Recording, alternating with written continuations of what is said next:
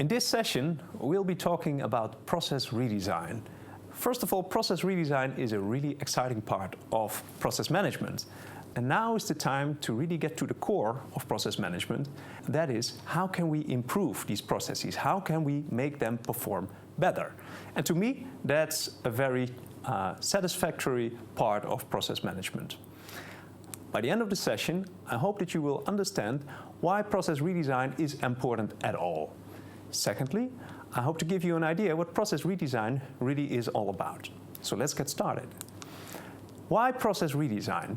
To give you an idea of why process redesign is so important, let's take a look at a process in a little bit more detail. Because a process is a highly complex artifact. As you know, a process consists of all kinds of tasks, and these tasks are related to one another in all kinds of intricate ways. On top of that, you have people performing roles in these processes, executing parts of them and overseeing other parts.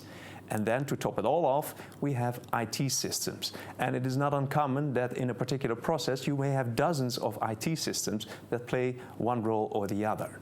Now, if you consider such a complex artifact of a process, you will not find it surprising, perhaps, that it is very difficult for people to get an overview of what that process is really about. And such processes, since they are so complex, are also very difficult to manage. And more often than not, these processes over time perform not as optimal as you would have hoped for. The IT systems, which I already mentioned, exacerbate the situation because these IT systems have often been designed independently of each other. It is difficult to transfer information from one IT system to the other, and these systems are very poorly manageable. So what you get is a very complex, inflexible structure, and changing a part of the process may feel like pulling a house of cards.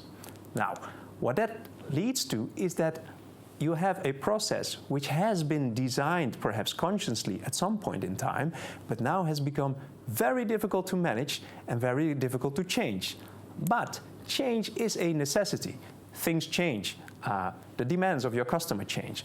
Policies may change. So you have to keep up. You must be able to improve your process to changing circumstances.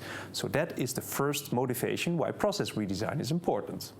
There's also a more optimistic view on this. And what I'm going to do now is to explain to you the Utterback-Abernathy phase model. And if you are sitting together with your friends tonight and they've been asking you what you've been doing today, tell them that you have been studying the Utterback-Abernathy phase model. I'm sure they will be much impressed.